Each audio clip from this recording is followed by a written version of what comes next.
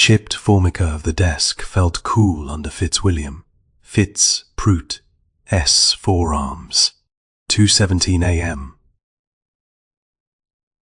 The graveyard shift at Pier 9 was more often than not a slow bleed of hours punctuated by the groan of gantry cranes and the slap of waves against the concrete pilings. He preferred it that way. Less interaction. He was auditing the inbound manifest for the MSC Geneva, a behemoth that had docked an hour ago, disgorging its metal intestines into the maw of the port. Mostly auto parts, electronics, textiles, the usual global detritus. His job, as a port manifest auditor for the International Longshoremen S Association, Local 1416, was to ensure the paperwork matched the cargo. Tedious, but important, and usually predictable. His cursor hovered over a gaping hole in the digital manifest, slot 42B, empty. No container number assigned, just nothing. He reloaded the page. Still nothing. He checked the hard copy, a thick bundle of manifest sheets, smelling faintly of ink and diesel. Same result. A blank space where a 40-foot container should have been. He frowned, a crease forming between his close-set eyes. It wasn't the blank space itself that bothered him. Errors happened. Containers were mislabeled, manifests were incorrect. It was the way it was blank, clean, as if someone had deliberately removed the information, not simply forgotten to enter it. He double-checked the ship's cargo list, cross-referencing with the stevedores tally. Nothing. He widened the search parameters, looking for any record of a container scheduled for 42B, even if it hadn't. T arrived. Still nothing. Odd, he murmured, the words swallowed by the cavernous warehouse. He pulled up the inbound schedule for the MSC Geneva. The container, according to the preliminary manifest received 3 days prior, had been listed as containing industrial machinery, origin, Hamburg, Germany. A sizable shipment, judging by the declared weight. No consignee listed typically, a middleman logistics firm. He searched for any incoming machinery from Hamburg on other vessels over the past week. Negative. This was beyond an error. Something was missing. He swung his chair around, the metal legs scraping against the concrete floor. Across the room, old man Hemlock, the night watchman, was hunched over a crossword puzzle, illuminated by the sickly yellow glow of a desk lamp. Hemlock had been a longshoreman himself. Back in the day, a mountain of a man now whittled down by time and regret. Hemlock, Fitz called out, his voice raspy from disuse. Anything unusual happen on the dock while I was dealing with the paperwork? The old man peered over his glasses. Unusuals, the standard operating procedure down here. Fitz, you gotta be more specific. A container, slot 42B. Doesn't T exist? It was supposed to have machinery from Germany. Hemlock tapped his pencil against his teeth. Germany, huh? Lots of stuff comes from Germany. Big port. This one. Bound to be a mix-up. He went back to his puzzle. Try not to sweat the small stuff, Fitz. It'll give you ulcers. Fitz sighed. Hemlock wasn't exactly known for his investigative prowess. He'd have to go higher up the chain. His brother, Mickey, was a union rep, and not a particularly cooperative one. Mickey's office was a cramped, windowless room smelling of stale coffee and desperation. He was leaning back in his chair, feet propped up on the desk, scrolling through his phone. He didn't bother to look up when Fitz entered. "What do you want, Fitz?" Mickey asked, not bothering to mask the irritation in his voice. "I found a discrepancy on the MSC Geneva manifest, slot 42B. No container, no record of it ever existing. It is supposed to be industrial machinery from Germany." Mickey finally looked up, his expression unreadable. "A missing container. That is it. That is it," Fitz echoed, incredulous. It is a 40-foot container, Mickey. It was on the original manifest. Now it isn't. Mickey waved a dismissive hand. Look, things get misplaced. Dock workers make mistakes. Paperwork gets shuffled. It is a chaotic environment. Fitz, you're getting worked up over nothing. It is not misplaced, Mickey. It is gone, and nobody seems to know anything about it. Mickey's eyes narrowed. Who have you talked to? Hemlock. That is it. I came to you. You should have come to me first. You go running to the wrong people. You stir up trouble, and trouble, Fitz, is something we don't need. What kind of trouble? Mickey hesitated, then let out a low chuckle. Let's just say, certain individuals prefer things to run smoothly. Questions get asked, things get complicated, you understand. Fitz didn't understand. He understood that Mickey was deliberately being obtuse. He understood that his brother was scared, or protecting someone, or both, and he understood that whatever was going on was bigger than a simple missing container. Is this about the Rossi shipments? Fitz asked, referencing a black market operation that had been rumored to be using the port to smuggle illicit goods a few years back. Mickey's jaw tightened. Don't go there, Fitz. You don't know what you're talking about. He stood up, his imposing frame looming over Fitz. Seriously, drop it. Consider it a clerical error. Focus on your work. And for God's sake, don't cause any waves. Fitz stared at his brother, a cold knot forming in his stomach. Mickey was covering something up. He always did. Their relationship had been strained for years, fractured by a shared history and a fundamental difference in temperament. Fitz, the meticulous auditor, seeking order in the chaos. Mickey, the pragmatic operator, navigating the murky waters of the Union with a cynical ease. It's fine, Fitz said, his voice flat. But I'm not dropping it. He turned and walked out, leaving Mickey's frustrated silence hanging in the air. The weight of his father's memory settled on Fitz's shoulders as he walked back towards the manifest room. Old man Pruitt, a legend on the docks, a man who'd seen everything, done everything, and paid the price for both. He hadn't spoken to his father in years, not since. The accident, the memory came unbidden, sharp and brutal. The rain was coming down in sheets, obscuring the lights of the port. Fitz, barely 10 years old, stood huddled with his mother under the awning of the longshoreman's hall, watching the chaotic scene unfold. A shipping container, improperly secured, had broken loose during a storm, swinging wildly like a pendulum, before crashing into a stack of crates. His father had been directing traffic, trying to keep the dock workers safe. He'd seen the container break free, warned the others, but hadn't been fast enough. He'd been clipped by the falling debris, thrown against a metal railing. The image of his father lying motionless on the concrete, the rain washing over his blood-stained face, was seared into Fitz's mind. It had been ruled an accident, a tragic consequence of a dangerous job, but there had been whispers, rumors of sabotage, a disgruntled worker, a feud over union contracts. His father, a man of unwavering integrity, had made enemies. He shook off the memory, the cold fear prickling at the back of his neck. He'd spent years trying to bury that night, to convince himself it was just an accident, but the nagging doubt remained. His father's death had cast a long shadow over his life, shaping his cautious nature and his distrust of authority. He reached the manifest room and sat back down at his desk. He reopened the Miss C. Geneva manifest, his eyes scanning the digital sheet. He wasn't looking for the container anymore.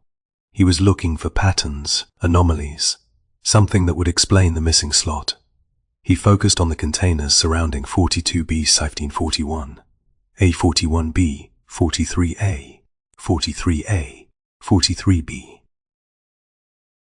He pulled up the details for each one, verifying the consignee, the declared contents, the origin, Everything checked out. Standard procedure. Then he noticed something. The containers on either side of 42B, 4041B, and 43 Athuven were both listed as being shipped by the same company. Volkov International, Rotterdam. A relatively small logistics firm, specializing in the transport of heavy machinery. He processed shipments from them before. Nothing remarkable, but the coincidence was unsettling. He dug deeper. Researching Volkov International. The company was legitimate, registered in the Netherlands with a clean record, but the listed address was a virtual office, a mailbox rental, and the listed phone number was disconnected. Red flags blossomed in his mind. He decided to do a physical check. He grabbed his raincoat, ignoring the persistent ache in his left shoulder, souvenir from a minor forklift accident last year, and headed out into the rain-swept dockyard. The MSC Geneva loomed before him, a metallic leviathan against the grey sky. The air smelled of salt, diesel, and something else, something sickly sweet. He could quite place. He navigated the maze of containers, guided by the markings on the metal giants. He found 41B and 43 easily enough. Both containers were secured, waiting to be transferred to the rail yard. He checked the container numbers, verifying they matched the manifest. Everything appeared to be in order. But then, as he was about to leave, his foot bumped against something metallic lying on the ground near where 42B should have been. It was partially obscured by a puddle of rainwater. He knelt down, ignoring the dampness seeping into his jeans. He picked it up. It was a small, tarnished, silver locket, oval-shaped, intricately engraved with floral patterns. He flicked it open with his thumb. Inside, there were 2 faded photographs, a young woman with laughing eyes, and a little boy no older than 5, clutching a wooden toy boat. It wasn't a shipping manifest. It didn't belong to any logistics firm or machinery supplier. It was a personal item, and it shouldn't have been anywhere near a shipping container, especially one that had vanished without a trace. He checked the manifest again, scrolling through every detail. No mention of a locket, no indication that anything other than industrial machinery was supposed to be in that container. He felt a chill crawl down his spine. This wasn't about a clerical error. This wasn't about corrupt union officials. This was something far more sinister, and he had a feeling he was just beginning to scratch the surface. He looked up, scanning the rain-soaked dockyard. He wasn't alone. A figure stood silhouetted against the lights of the MSC Geneva, watching him. He couldn't make out a face, but he knew with a sickening certainty that he was being observed. The silver locket felt heavy in Fitz's palm, a cold weight against his skin. It wasn't the monetary value. The tarnish suggested it hadn't seen polish in decades. It was the story it whispered, a silent plea from a forgotten past.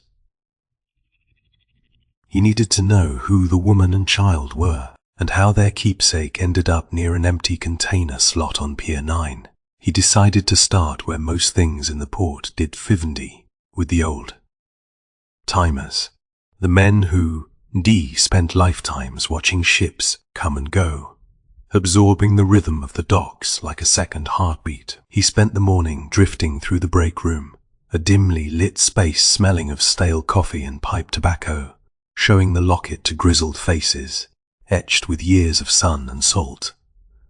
Most barely glanced at it, dismissing it as a piece of costume jewelry, until he showed it to Sal DeMarco. Sal, a retired winch operator, was a fixture on Pier 9, a walking encyclopedia of port gossip and local history.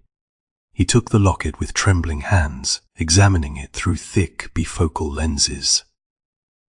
"Well, I'll be damned," he breathed, his voice raspy with age. That is Lena Hansen's locket." Fitz's heart quickened. "You recognize it. Recognize it." Everyone did. Lena Hansen disappeared back in '88. Big story at the time. They never found her. Sal's gaze drifted into the past. Pretty woman, Lena, fiery too, always asking questions, sticking her nose where it didn't belong. What was she investigating? Shady dealings. That is all anyone knew. Something to do with the port. Rumors of smuggling, corruption. She was poking around, causing trouble for some powerful people. Then, one night, she vanished. Just gone. Sal shook his head. His eyes filled with a melancholic sadness. The port swallows people whole sometimes. Fitz, you gotta be careful. Fitz thanked Sal and left the break room, the name Lena Hansen echoing in his mind. He spent the next few hours in the city archives, sifting through microfiche and digitized newspaper articles. The story unfolded like a faded photograph. Lena Hansen was a young, idealistic journalist and political activist. She'd been investigating alleged connections between organized crime and several prominent figures involved in port operations. Her articles, published in a small independent newspaper, had accused local union bosses and shipping magnates of facilitating the illegal import of weapons and drugs. She became a thorn in their side. The last confirmed sighting of Lena Hansen was at the Blue Anchor Tavern, a waterfront bar a few blocks from Pier 9, on the night of the 27th of October, 1988. She'd been arguing with a man, witnesses said, but no one could identify him. Her car was found abandoned near the docks a few days later, the keys still in the ignition. The case went cold quickly, hampered by a lack of evidence and a pervasive sense of intimidation. Fitz felt a growing unease. The timing was too coincidental. The locket, the missing container, the woman who disappeared investigating corruption at the same port. It couldn't be a coincidence. He walked to Mickey's office, determined to get some answers, or at least an explanation for his brother's evasiveness. Mickey was on the phone, his voice low and urgent. He waved Fitz into a seat, but didn't break his concentration. When he finally hung up, he rubbed a hand across his tired face. "What do you want, Fitz?" he asked, the irritation back in his voice. "I've been looking into Lena Hansen, the woman the locket belonged to." Mickey's face paled. "Lena Hansen, Jesus." Fitz. He ran a hand through his thinning hair. "Where did you hear about Lena Hansen?" "Old-timers at the docks, and I did some research. She was investigating corruption at the port, around the same time." Things were getting messy with the Rossi operation. Mickey slammed his fist on the desk. "That was a long time ago. Fitz, let it go. You're stirring up ghosts. Ghosts that might be connected to a missing container and a woman's disappearance, Mickey." "Look," Mickey said, leaning forward, his voice low and menacing. "Some things are better left buried. Dredging up the past won't do anyone any good. It'll only cause trouble for everyone, especially you." "What do you mean?" "I mean, let the police investigate. Let them handle it. You just focus on your job. Do you understand? You're protecting someone, aren't you?" Fitz pressed. "Who, Mickey? Who was involved?" Mickey stood up, his face flushed with anger. "I'm protecting my people, Fitz. You wouldn't understand. This isn't some neat little puzzle. It is real life.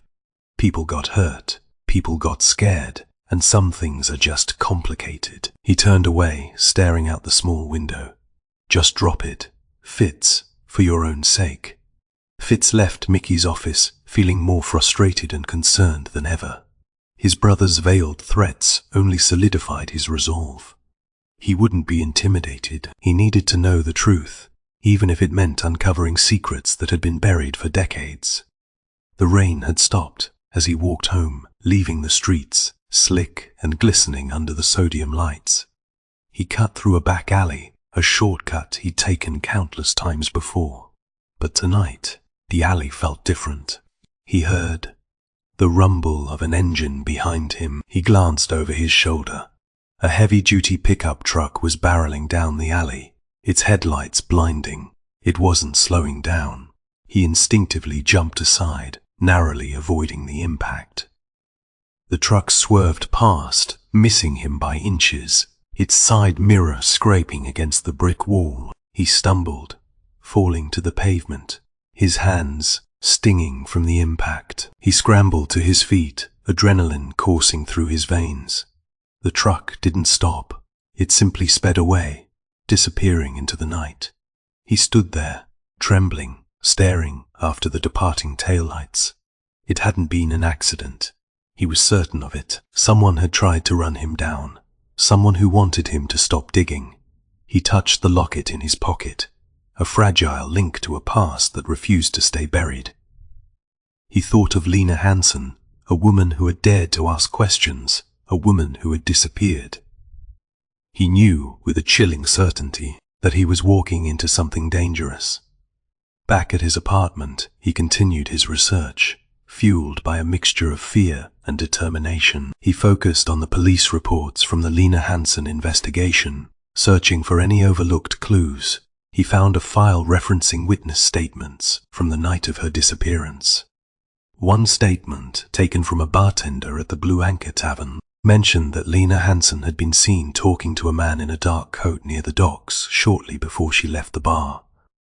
The witness couldn't provide a detailed description of the man, but he did recall one detail. He'd recognized the man's build and gait. He said he looked remarkably like Arthur Pruitt. Fitz's blood ran cold. Arthur Pruitt, his father. A photograph of his father stared back at him, a ghost from a past he barely knew. Arthur Pruitt, young and strong, a confident smile playing on his lips. It was a picture taken years before the accident, before the shadows had settled. Now, that smile felt like a betrayal. He stormed back to Mickey's office, the silver locket burning a hole in his pocket. He didn't bother knocking, just burst through the door, his face tight with anger. "You knew, didn't you?" he demanded, his voice raw. "You knew my father was connected to Lena Hansen's disappearance." Mickey was sitting at his desk, reviewing paperwork, but his hands were trembling. He looked up, his face a mask of forced calm. "What are you talking about?" "The witness statement. The bartender at the Blue Anchor," he said. "Lena Hansen was last seen talking to a man who looked like our father." Mickey sighed, running a hand through his hair. "Okay, fine," he was questioned. "Back then, the police talked to everyone who was down at the docks that night." Questioned. That is it. You're telling me they just questioned him and let him go? "It wasn't like that," Mickey said, his voice rising. "He wasn't a suspect. He cooperated fully. He told them he barely spoke to her, just a brief exchange about the weather or something. He was a respected longshoreman. Fitz. They had no reason to suspect him. But you knew. You've known all along. I found out years later, after he died. Some of the old-timers talked. It was just gossip, Fitz, rumors. I tried to ignore it. Ignore it. This is a woman who disappeared, Mickey, and our father was the last person she was seen with. He wouldn't have hurt anyone. Fitz, you know that. I thought I did, but now I don't know what to believe." Fitz paused, trying to control his emotions. What wasn't he telling the police? Mickey avoided his gaze. "I don't know, Fitz. I honestly don't." He never talked about it. He never talked about anything. He just shut down after the accident. The accident, always the accident. Fitz wondered if his father's silence had been born out of grief or guilt. He left Mickey's office, feeling more lost and confused than ever. He needed to talk to his mother. She'd known his father better than anyone. Maybe she could shed some light on this. He found her in the garden, tending to her roses. She looked frail, her hands gnarled with age. She seemed smaller than he remembered. "Mom," he said, his voice gentle. I need to ask you something about Dad. Her back stiffened. She didn't turn around. What is it, Fitz? He hesitated, unsure how to broach the subject. It is about Lena Hansen, the woman who disappeared in 1988. She slowly turned, her eyes filled with a mixture of sadness and fear. Where did you hear that name? I've been doing some research. It seems she was last seen talking to Dad the night she disappeared. Her face paled. She reached for a nearby garden chair, sinking into it with a sigh. Oh, Fitz, Mom, please, what do you know? Did Dad ever talk about her? She looked away, her gaze fixed on the blooming roses. Your father, he was a good man, a hard-working man, but he carried a lot of burdens. What kind of burdens? He never talked about it, not to me. He just closed himself off. After it happened, he was never the same. What happened, Mum? What did he do? She shook her head, tears welling up in her eyes. I don't know, Fitz. I swear I don't. He told me it was just a brief conversation. He said she was asking questions about the cargo shipments. He told her he didn't know anything. Fitz wasn't convinced. He sensed she was holding back, protecting a secret that had haunted her for decades. You're not telling me everything, are you? He asked, his voice soft but firm. She looked at him, her eyes pleading. Some things are better left forgotten. Fitz, for everyone's sake. He knew he wouldn't get any more answers from her. She was too afraid, or too loyal. He thanked her, his heart heavy with disappointment, and left the garden, clutching the silver locket. Back at the port archives, he delved deeper, expanding his search beyond Lena Hansen and Arthur Pruitt.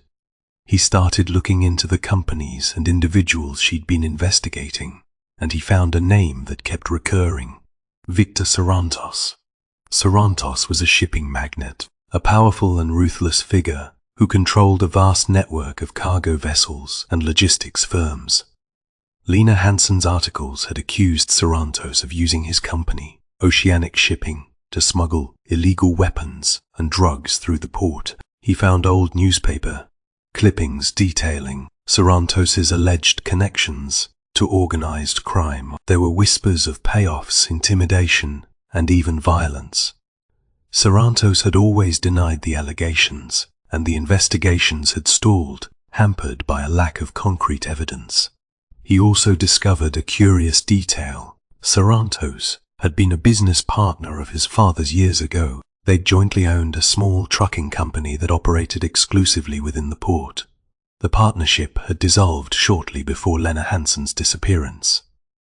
The pieces were beginning to fall into place, forming a disturbing picture. His father, a seemingly honest longshoreman, had been involved with a powerful and corrupt shipping magnate, and that magnate had been the target of Lena Hansen's investigation. As he left the archives, he noticed a man standing across the street, leaning against a lamppost. He'd seen the man before. He'd caught glimpses of him around the docks over the past few days. Always in the background, always watching. The man met his gaze, a cold, unsettling smile playing on his lips. He slowly pushed himself off the lamppost and began to walk towards Fitz. Fitz quickened his pace, his hand instinctively reaching for his pocket, gripping the silver locket. He was being followed. Someone didn't want him to uncover the truth. He veered off the main street, ducking into a crowded marketplace, hoping to lose his pursuer. He weaved through the stalls, dodging shoppers and vendors, his heart pounding in his chest. He glanced back. The man was still there, moving through the crowd with a disconcerting ease. He wasn't trying to be subtle anymore. He was closing in. Fitz broke into a run, sprinting through the labyrinthine streets, desperately trying to escape. He could hear the man's footsteps behind him, gaining ground. He reached his apartment building, fumbling with his keys as he hurried inside. He slammed the door shut, locking it securely. He leaned against the door, gasping for breath, his body trembling with adrenaline. He waited, listening for any sign of pursuit. Silence. He cautiously peered through the peephole. The street was empty. He let out a shaky sigh, relief washing over him. But the feeling was short-lived. The phone rang, shattering the silence. He hesitated before answering it, a sense of dread creeping over him. "Hello." A distorted voice, devoid of emotion, spoke on the other end. "Some things are better left buried." The distorted voice on the phone echoed in Fitz's mind, a chilling reminder that he was treading on dangerous ground.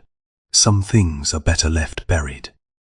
It wasn't a threat, it was a promise of violence. He knew with a sickening certainty that his life, and potentially his mother's, was now in danger. He spent the morning immersed in research, meticulously dissecting every available piece of information about Victor Sarantos. It wasn't difficult to find. Despite decades of scrutiny and accusations, Sarantos remained a titan of the shipping industry, his empire sprawling across continents. He'd weathered every storm, deflected every scandal, and emerged stronger each time. She had diversified, acquiring logistics firms, port facilities, and even security companies. Sarantos had a hand in everything that moved through the port. It was a web of influence so vast and intricate, it felt impenetrable. He discovered a trove of archived reports detailing Sarantos's involvement in illegal arms shipments during the Cold War. He'd allegedly supplied weapons to both sides of the conflict, profiting immensely from the bloodshed. Lena Hansen had stumbled upon this information, uncovered evidence of shell corporations and clandestine financial transactions. She was on the verge of exposing him when she disappeared. The articles she'd written, though published in a small newspaper, had caused a significant stir. Sarantos had retaliated swiftly, launching a smear campaign against her, discrediting her work, and threatening legal action. He needed to find someone who knew Sarantos' operations from the inside, someone who was too afraid to talk. He tracked down Frank Fingers Moretti, a former dock worker who had testified before a Senate committee investigating Sarantos' alleged criminal activities in the late 1980s. Moretti had subsequently entered the witness protection program, disappearing off the grid. It took weeks of persistent inquiries and a carefully worded request through official channels to locate Moretti. He was living under an assumed name in a remote cabin in Montana. He was reluctant to speak, his voice raspy with paranoia. "Leave it alone, kid," Moretti warned, his eyes darting nervously around the room. "Sarantos. He is a dangerous man. He has long arms. Even after all these years, he still has eyes and ears everywhere. I need to know what you know about Lena Hansen," Fitz insisted, "and about Sarantos's operations." Moretti hesitated, then let out a sigh. Lena, she was a brave woman. She was getting too close to the truth. Sarantos was running a massive smuggling operation, moving everything from weapons to drugs through the port. She found evidence of a secret ledger, a detailed record of all his transactions. A ledger, where was it hidden? That is the thing nobody knew for sure. Rumor had it was hidden somewhere within the port itself, somewhere only Sarantos and a handful of his trusted lieutenants knew about. Moretti paused, his voice dropping to a whisper. "They say it contained names, powerful names, enough to bring his whole empire crashing down." He described the ledger as a large bound book covered in a dark leather binding, meticulously detailing every illicit transaction. Sarantos had supposedly used coded entries and intricate accounting methods to conceal the true nature of his operations. He was obsessed with control, Moretti said. Everything had to be perfect. Everything had to be accounted for.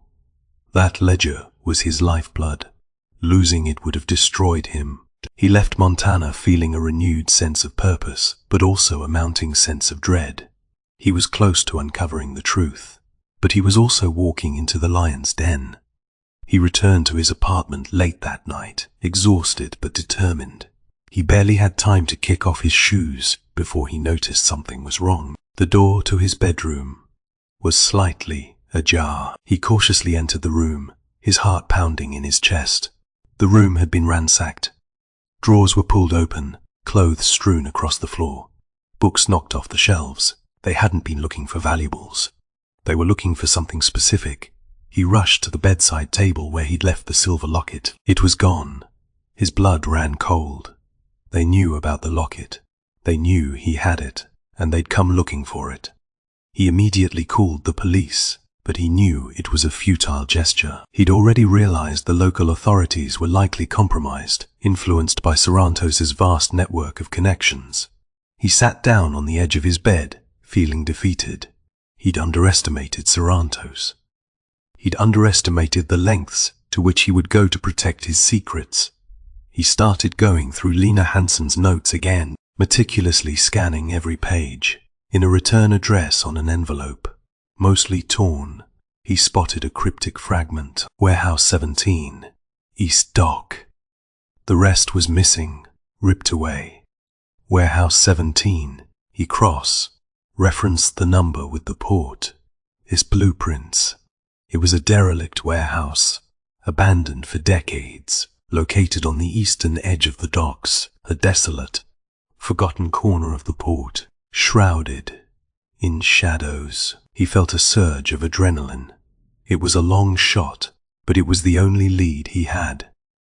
The rain had started again as he drove towards the eastern docks, the wipers struggling to clear the windshield. The air was thick with fog, obscuring the shapes of the ships and warehouses. Warehouse 17 loomed before him, a skeletal structure of rusted metal and crumbling concrete. The windows were broken, the doors were boarded up, and the surrounding area was overgrown with weeds. It felt like a place where secrets went to die. He parked his car a block away, cautiously approaching the warehouse on foot. He listened for any sign of activity, but the only sound was the mournful wail of the foghorn.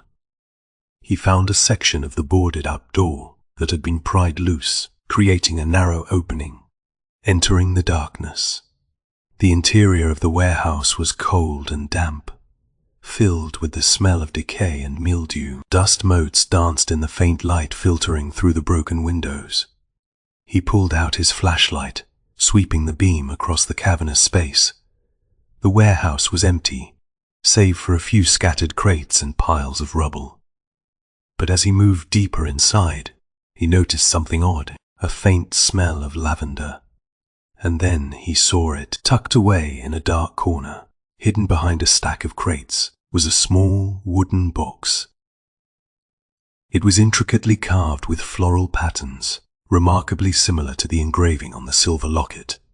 He knelt down, his hands trembling, and opened the box. Inside, nestled on a bed of faded velvet, was a stack of documents, old newspaper clippings, photographs, and a single leather-bound ledger. The ledger, he'd found it, but as he reached for it, he heard a noise behind him, a footstep.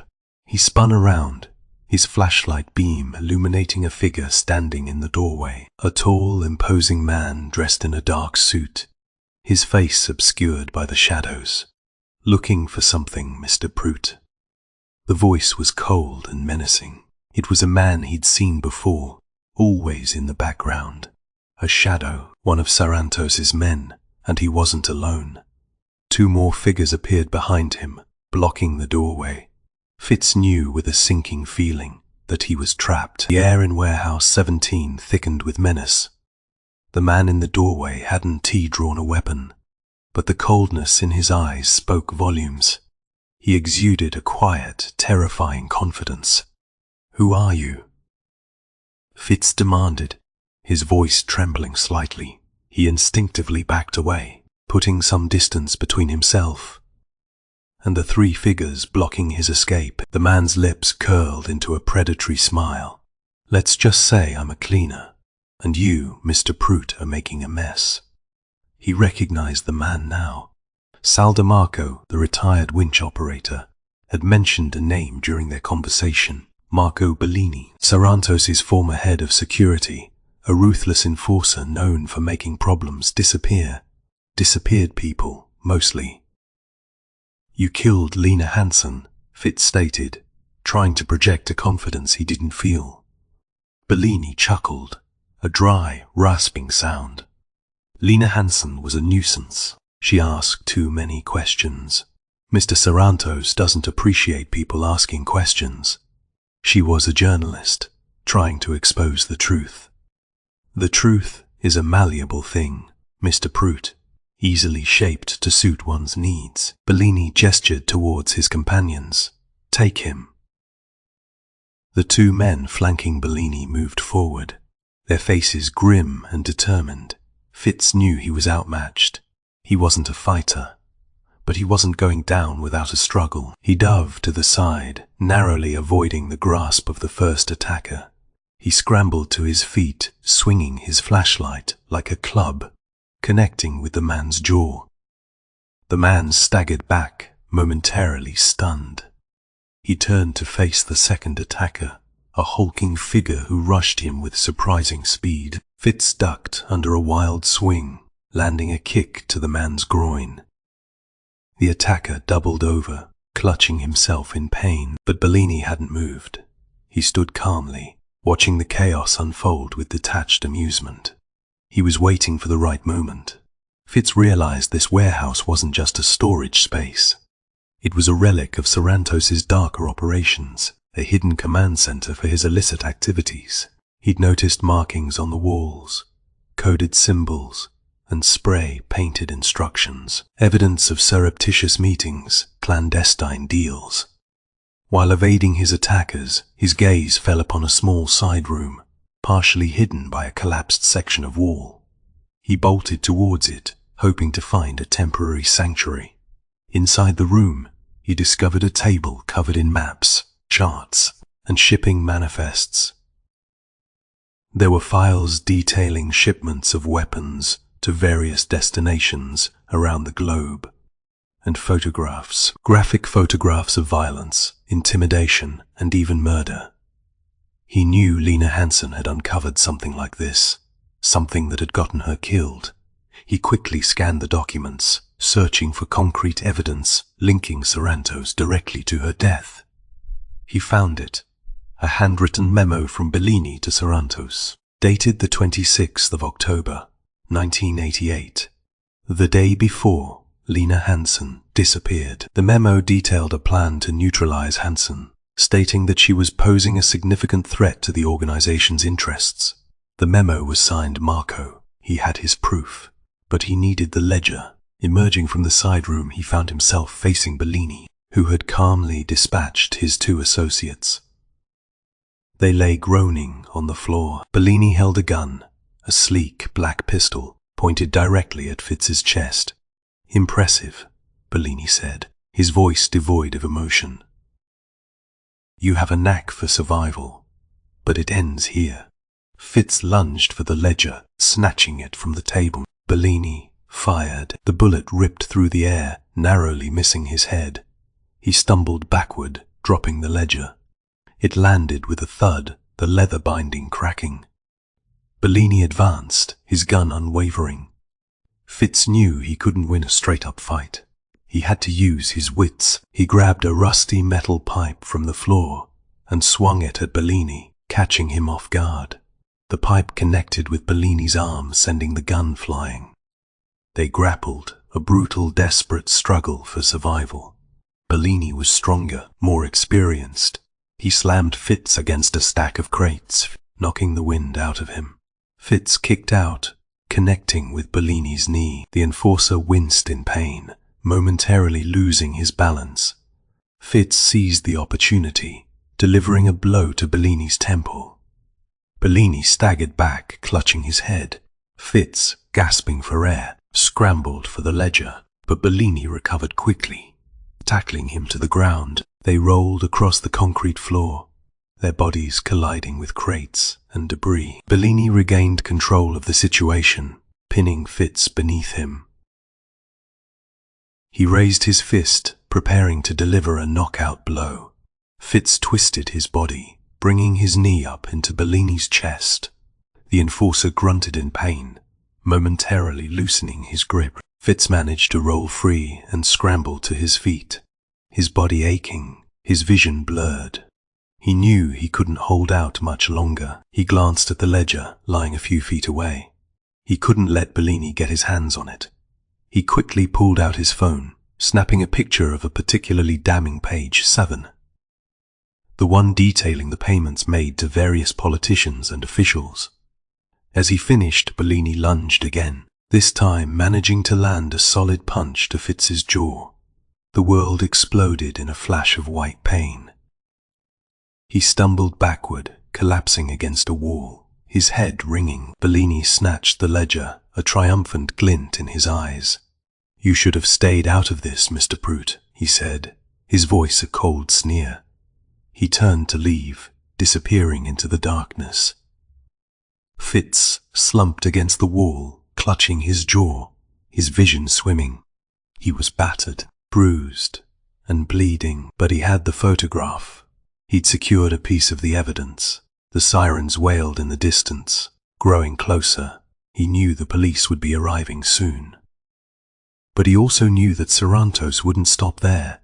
He was a wounded animal, and he would seek revenge. As he lost consciousness, a single thought echoed in his mind. This was just the beginning. The ghosts of Pier 9 were far from laid to rest. The sterile white of the hospital room was a stark contrast to the grime and shadows of Warehouse 17. Fitz's jaw throbbed with a dull ache, and a constellation of bruises bloomed across his body. But he was alive, and he had the photograph. He insisted on speaking to someone, anyone, despite the doctor's orders to rest. He needed to get the evidence into the right hands. He remembered Agent Davies, an FBI contact his father had occasionally worked with back in the day, a man known for his integrity and tenacity. It took some convincing, and a few pointed phone calls from a sympathetic nurse, but Davies finally arrived, his face grim with concern. Fitz recounted everything. The missing container, the Locket, Lena Hansen, Bellini, the warehouse. He showed Davies the photograph of the ledger page, detailing the illicit payments. Davies listened intently, his expression unreadable. When Fitz finished, he let out a slow whistle. "This is significant, Mr. Pruitt, very significant. Sarantos is a dangerous man," Fitz said, his voice raspy. "He'll try to cover this up. He'll try to silence anyone who gets in his way." "We're aware of Sarantos's reputation," Davies assured him. "We've been building a case against him for years, but we've lacked the concrete evidence to make it stick. This could be the breakthrough we need." Within hours, the FBI launched a series of raids, targeting Sarantos's businesses, his properties, and his associates. The news exploded across the media. Headlines screamed about corruption, smuggling, and murder. The investigation quickly unraveled Sarantos's vast criminal empire, exposing a network of bribes, payoffs, and illicit deals that reached the highest levels of power. Victor Sarantos was arrested, along with several of his key lieutenants. Assets were seized, accounts were frozen, and the investigation promised to send shockwaves through the maritime industry. Mickey, surprisingly, was the one who came to Fitz at the hospital. He looked haggard, his face etched with guilt and remorse. I need to tell you something, Fitz," he said, his voice barely a whisper. "Dad, he was involved, more than I ever knew." He revealed that his father had been a truck driver for Sarantos's company, transporting goods between the port and various warehouses. He'd been aware of the illegal shipments and had even been paid to look the other way. He hadn't actively participated in the criminal activity, but he'd been complicit. "He was just trying to provide for us," Mickey said, his voice trembling. "He made a mistake, a terrible mistake." Fitz stared at his brother, his heart filled with a mixture of anger and pity. He should have come forward. He should have told someone. Afraid of Sarantos, afraid of what would happen to us. Mickey agreed to cooperate with the FBI, providing them with information about his father's involvement and identifying other individuals who had been implicated in the scandal. It wasn't enough to erase his past, but it was a start, a desperate attempt to redeem himself. Fitz was discharged from the hospital a few days later, feeling physically and emotionally drained. He went to see his mother, needing to understand the full truth. He found her in the garden, tending to her roses, the same as before. But this time her eyes weren't filled with fear. They were filled with a quiet sadness. "I knew," she said, before he could even speak. "I knew what your father was involved in. I didn't want to tell you. I wanted to protect you." She explained that she'd discovered a hidden ledger in their basement years ago, shortly after his father's death. It contained details of his involvement with Sarantos and evidence of the illegal shipments. She'd shown it to a lawyer, but he'd advised her to keep quiet, warning her that exposing the truth would only bring more trouble. "I destroyed the ledger," she said, her voice choked with emotion. "I thought it was the right thing to do. I was wrong." "And Lena Hansen?" Fitz asked, his voice barely a whisper. She hesitated, then let out a sigh. "Your father, he told me he'd argued with her on the docks that night. She'd confronted him about the shipments. He said she threatened to expose him, he said. He said he tried to reason with her, but she wouldn't listen." "What happened, Mom? What really happened?" She looked away, tears streaming down her face. "He said she fell.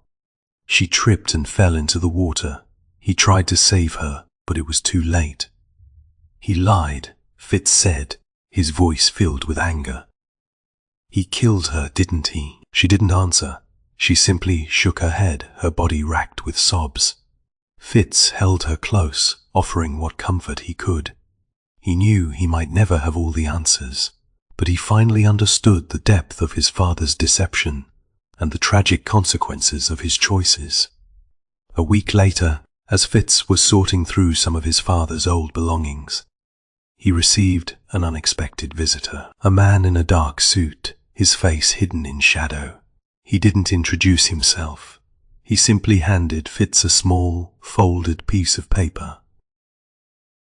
"A message from Mr. Sarantos," the man said, his voice flat and emotionless. "He wants you to know that the port, it holds many secrets. Some things are best left undisturbed." Fitz unfolded the paper. A single sentence was scrawled in elegant calligraphy. "The sea remembers everything." He stared at the message, a chilling realization dawning on him. The case was closed, but the story wasn't over.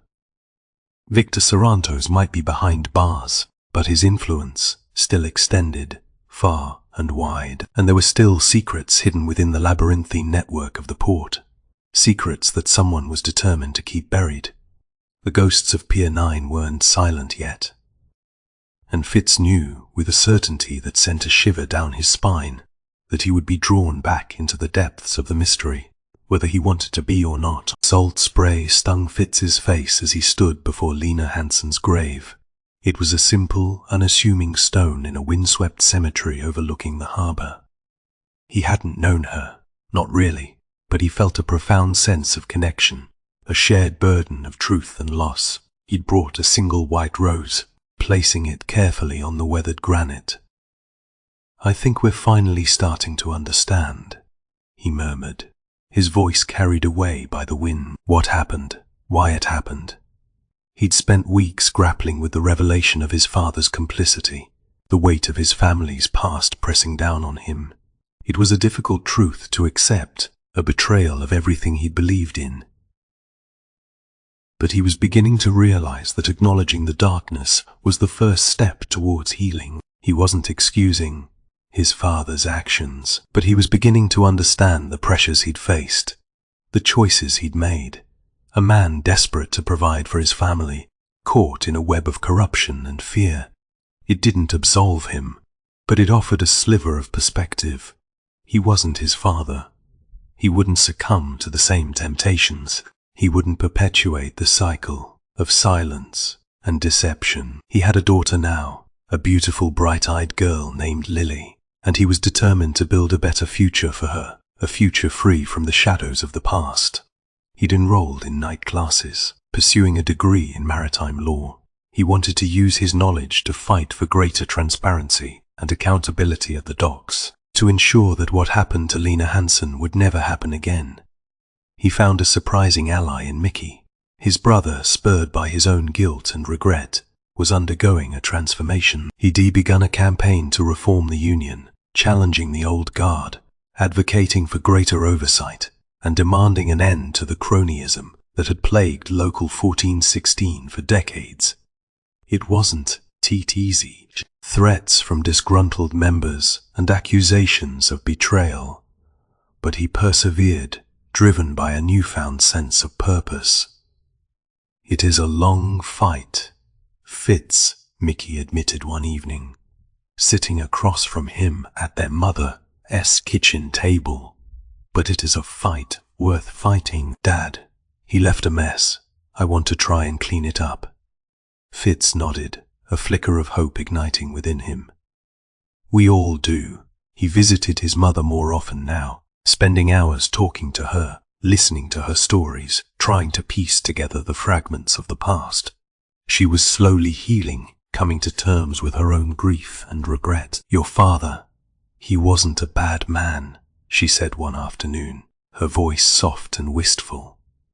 "He was a flawed man. He made mistakes, but he loved you both very much." Fitz didn't know if he fully believed her, but he desperately wanted to. He wanted to believe that there was still some goodness within the wreckage of his family's past. He started to feel a glimmer of peace, a tentative sense of closure. He'd faced the demons of the past, confronted the truth, and begun to rebuild his life. But he also knew that the harbor, like the past, would always hold secrets. He stood on the pier one evening, watching the ships glide in and out of the harbor, the foghorns echoing across the water. The air smelled of salt and diesel, a familiar, comforting scent. He'd come to accept that the old ways wouldn't vanish overnight. The corruption wouldn't simply disappear. There would always be shadows lurking in the corners, hidden agendas and unspoken alliances.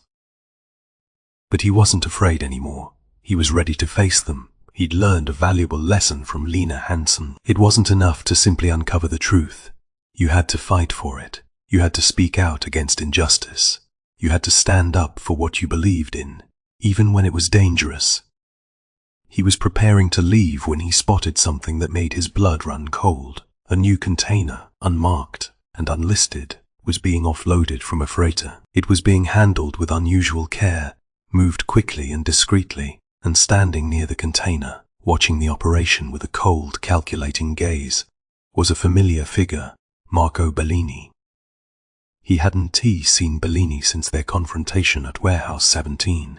He'd assumed he was in custody, awaiting trial. But he was here, on the docks, seemingly free and unconcerned. Fitz's heart pounded in his chest. The message from Sarantos echoed in his mind. The sea remembers everything.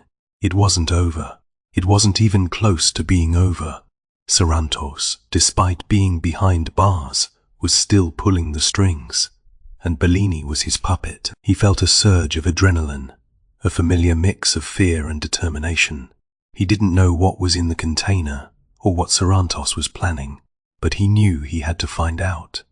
He had to stop them. He watched Bellini for a moment longer, his gaze unwavering. He knew this was a dangerous game. He knew he was walking into the lion's den once again, but he wasn't going to back down.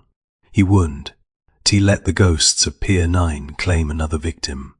The weight of the past remained, but he was ready to carry it to Suti and to fight for a future worth remembering.